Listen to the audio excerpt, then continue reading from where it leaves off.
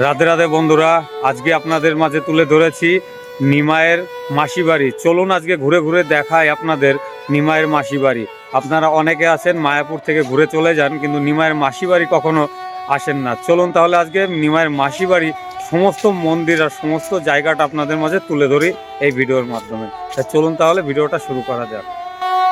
Mayapur ISKCON মন্দির থেকে মাত্র 2 মিনিটে টোটোয় করে চলে আসলাম এই সিংহদুয়ারের সামনে। এটাই হচ্ছে নিমাইয়ের মাসি বাড়ি। দুই দিকে সিংহ আছে, তাই এটাকে সিংহদুয়ার বলে। চলুন তাহলে আজকে এই নিমাইয়ের মাসি বাড়ির কিছু ঐতিহাসিক জিনিস আপনাদের দেখায়, যা আপনারা দেখেননি আর শোনেননি। সমস্ত কিছু বিস্তারভাবে আপনাদের জানাবো এই ভিডিওর মাধ্যমে। চলুন দেখতে দেখতে কিছু ইতিহাস এই মন্দিরের শুনে নিই। চলুন তাহলে। মায়াপুরের নিমাইয়ের মাসি বাড়ি গৌড়ীয় বৈষ্ণব ইতিহাসে চন্দ্রশেখর আচার্যের ভবন বা শ্রী চৈতন্য মঠ প্রাঙ্গণ হিসেবে পরিচিত। শ্রী চৈতন্য মহাপ্রভুর জীবনের বহু গুরুত্বপূর্ণ ও ঐতিহাসিক ঘটনা কেন্দ্রস্থল এই স্থানে আছে। ঐতিহাসিক গুরুত্ব ও তাৎপর্য সম্পর্ক শ্রী চৈতন্য মহাপ্রভুর নিমাই মাতুলানি অর্থাৎ মা সচীদেবীর বোন বা ভগ্নী স্থানীয় চন্দ্রশেখর আচার্যের স্ত্রী নিমাই মাসিমা বলে ডাকতেন। এই ভবনে বাস করতেন। সেই সূত্রে বৈষ্ণব সমাজে এটি মাসি বাড়ি নামে খ্যাতি পায়। সন্ন্যাস গ্রহণের পূর্বে নিমাই এই মাসির বাড়ি প্রথম কৃষ্ণলীলা নাটকের আয়োজন করেছিলেন। সেখানে তিনি স্বয়ং আদ্যাশক্তি মহামায়া বা লক্ষ্মী দেবীর চরিত্রে অভিনয় করেন এবং শ্রীবাস পণ্ডিত নারদের ভূমিকায় অভিনয় করেছিলেন। সন্ন্যাসের পর প্রথম আগমন কাটুয়ায় কেশব ভারতী নিকট। সন্ন্যাসের পর মহাপ্রভু যখন ভাবাবেশে বৃন্দাবনের উদ্দেশ্যে যখন রওনা দেয়, তখন নিত্যানন্দ প্রভু তাকে নদিয়া অঞ্চলে তিনাকে নিয়ে আসেন। সন্ন্যাসী রূপে মহাপ্রভু প্রথমেই মাসির বাড়ি পদার্পণ করেন এবং মাতা সচীদেবীকে দর্শন দেন। বর্তমান অবস্থা পরবর্তীকালে ভক্তি সিদ্ধান্ত সরস্বতী ঠাকুর এই ঐতিহাসিক স্থানে শ্রী চৈতন্য মঠ প্রতিষ্ঠিতা করেন। বর্তমানে এখানে মহাপ্রভুর স্মৃতি বিচরিত বিভিন্ন বিগ্রহ, মূল নাট মন্দির এবং ঐতিহাসিক নিদর্শন মুখ সংরক্ষণ রয়েছে। তাই চলুন সমস্ত কিছু আপনাদের আজকে ঘুরে দেখাই। চলুন তাহলে দেখতে থাকি।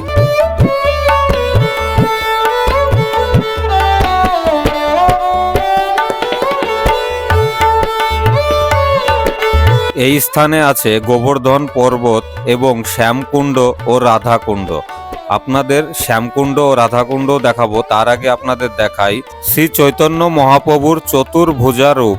চলুন দেখি, এই সামনেই আছে চতুর্ভুজা রূপ শ্রী চৈতন্য মহাপ্রভুর।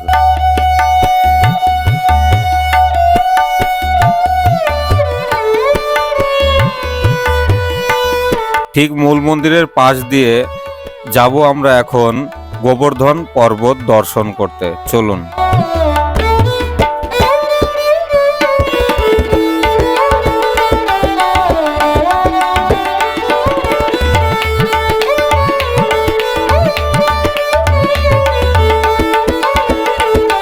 আপনাদের বলে রাখি, দুপুর টাইমে যদি আপনারা যান, তাহলে আপনারা মূল মন্দিরের বিগ্রহ আপনারা দর্শন করতে পারবেন না।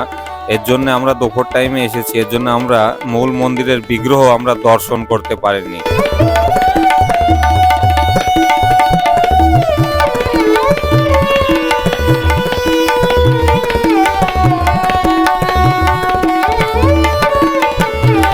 অনেক ভক্তবিন্দুরা এসেছেন এই গোবর্ধন পর্বত দর্শন করার জন্য।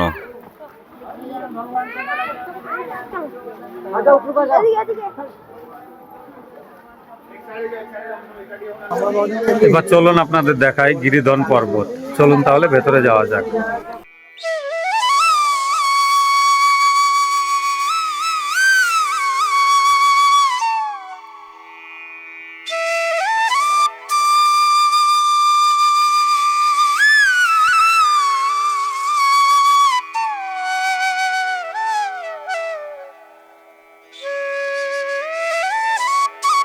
এই গোবর্ধন পর্বতে আপনারা যদি মালা দিতে চান তাহলে গোবর্ধন পর্বতের পাশেই 10 টাকা বা 20 টাকার বিনিময়ে মালা বিক্রয় করা হয়। তিনার থেকে নিয়েই আপনারা এই গোবর্ধন পর্বতে মালা দিতে পারেন।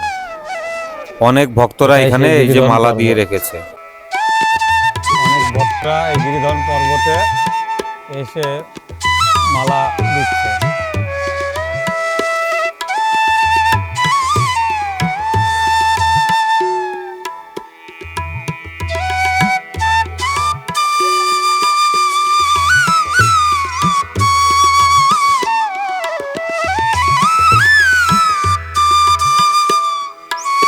চলুন তাহলে এবার আপনাদের দেখায় রাধাকুণ্ড। যে রাধাকুণ্ডে অনেক বিভিন্ন রকম মাছ আছে, যেখানে অনেক ভক্তবিন্দুরা বিস্কুট এবং অনেক ধরনের খাবার দেয় এই রাধাকুণ্ডের পুকুরে।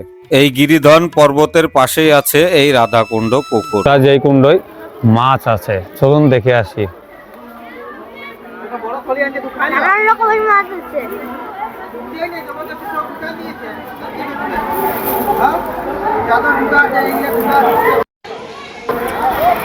অনেক দূর দূরান্ত থেকে এই ভক্তরা আসে। এই মাছের বাইরে 10 টাকা করে খাবার পাওয়া যায় মাছের, এই মাছকে খাবার দেয়, অনেক ভক্তরা আসে। চলুন দেখে আসি। আমি নিয়ে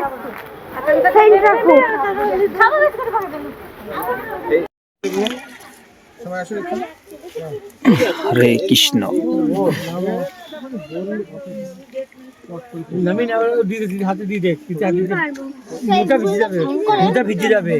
এই সেই পুকুর, যে পুকুরে বিভিন্ন রকমের মাছ এখানে খাবার খায়। অনেক ভক্তরা বিস্কুট দেয়, কিন্তু আজকে বড় মাছ নেই, সব ছোট ছোট মাছ দেখা যাচ্ছে। সব বাচ্চা মাছ। এই মৎস্যকুণ্ডর পরে এবার যাব আমরা মন্দির দর্শন করতে। চলুন তাহলে মন্দিরটা দর্শন করায় আপনাদের। এইখানে যেই মন্দিরে যাচ্ছি না কেন, প্রত্যেকটা মন্দিরে একই কথা, সেটা হচ্ছে ভিডিও বা ছবি করা কোনো রকম অ্যালাউ নেই। তবুও আপনাদের চেষ্টা করেছি, অনেকটা তাদের বলেছি, বলে তারপরে একটু একটু করে আমি চেষ্টা করেছি এখানকার একটু ফুটেজ বা ভিডিও নেওয়ার জন্য, আপনাদের দর্শন করানোর জন্য। দেখুন তাহলে।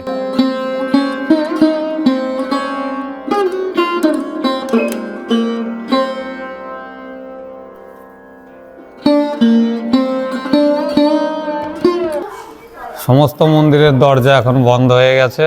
আমরা এমন টাইমে এসেছি, মন্দির আপনাদের দর্শন করাতে পারলাম না ঠাকুর। চলুন দেখতে থাকি, চেষ্টা করব আপনাদের দর্শন করাতে। ঠিক টাইম মতো যদি আপনারা এখানে আসেন তাহলে মহাপ্রসাদ এখানে আপনারা পেয়ে যাবেন। এই পাশেই আছে মহাপ্রসাদের প্রসাদ ঘর। চলুন, যেখানে 1000 ভক্ত একসাথেই প্রসাদ গ্রহণ করে এবং সেই রন্ধনশালাটাও একটু দেখে আসি। চলুন।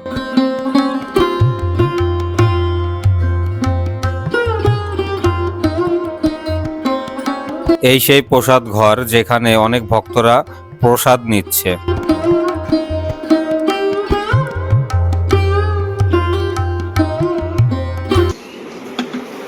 ঠিক এই দিকটা আছে রন্ধনশালা। চলুন সেটাও দর্শন করি।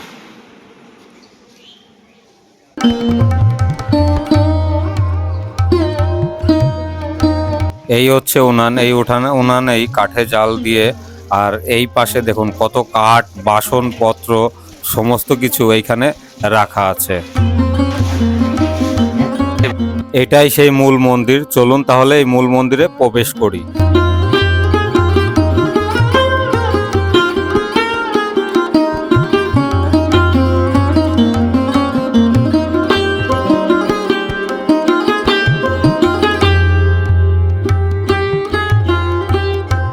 এই মাসিবাড়ি প্রাঙ্গণে শোনা যায়, আমাদের হিন্দু সমাজে যত দেবদেবী আছে সমস্ত দেবদেবীর ছবি এই মাসিবাড়ি তুলে ধরা হয়েছে।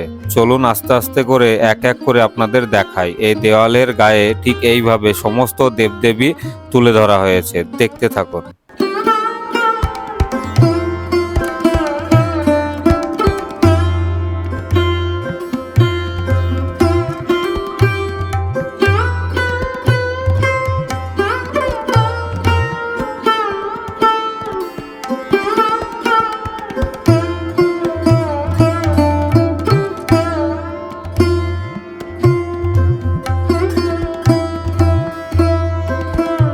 মূল মন্দিরের গেট বন্ধ হয়ে গেছে, এখন বাজে বেলা 12:45, কিন্তু মূল মন্দিরের গেট বন্ধ হয়ে গেছে। আপনাদের কিছুই ঘুরিয়ে দেখাতে পারলাম না। দেখুন সমস্ত মূল মন্দিরের গেট বন্ধ হয়ে গেছে।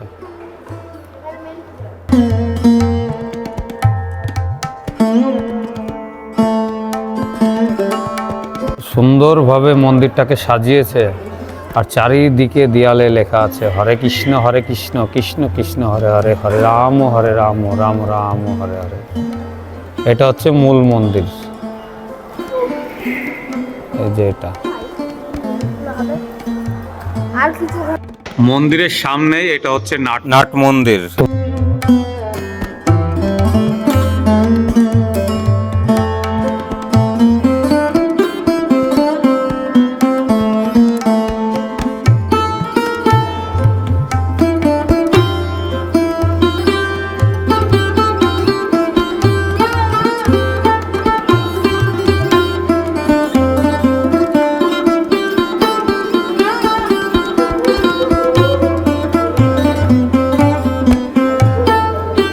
এই মূল মন্দিরে আছে ভগবানের 10 অবতারের যে বিগ্রহ, সমস্ত বিগ্রহ চারিদিকে মন্দিরের আছে। ভগবানের 10 অবতারের বিগ্রহ এই মূল মন্দিরেই আছে, কিন্তু মন্দিরের ফাটক বন্ধ, আমরা ঢুকতে পারিনি, এর জন্য আপনাদের দেখাতে পারলাম না মূল মন্দিরে। না হলে ভগবান বিষ্ণুর যে 10 অবতার, সেই 10 অবতারের যেই সমস্ত কিছু তুলে ধরেছে ভগবানের নীলা এই মূল মন্দিরের মধ্যেই, সেটা আপনাদের মাঝে তুলে ধরতে পারতাম, শুধু মূল মন্দিরের ফাটক বন্ধ, তাই আপনাদের দেখাতে পারলাম না। ঠিক এইখানে আছে আর একটা কুণ্ড, চলুন তাহলে এই কুণ্ডটাও আপনাদের ঘুরিয়ে নিয়ে আসি। এই আর একটা কুণ্ড, এর আগেরটা আপনাদের দেখালাম রাধাকুণ্ড, এটা হচ্ছে শ্যামকুণ্ড। এই হচ্ছে শ্যামকুণ্ডর পুকুর। সবাই পয়সা, অনেক ভক্তরা এখানে অনেক পয়সা দিয়েছে, বিস্কুট দিয়েছে, কিন্তু সেই মাছ নেই, জল একদম ঘোলা হয়ে গেছে। তো কেমন লাগলো আপনাদের এই মন্দিরের ভিডিও? যদি ভালো লেগে থাকে অবশ্যই একটা লাইক দিয়ে পাশে থাকবেন, আর আমার চ্যানেলে যদি নতুন হয়ে থাকেন অবশ্যই আমার চ্যানেলটাকে সাবস্ক্রাইব করে দেবেন। তাই চলো আবার দেখা হবে আপনাদের সাথে আগামী পর্বে। নমস্কার।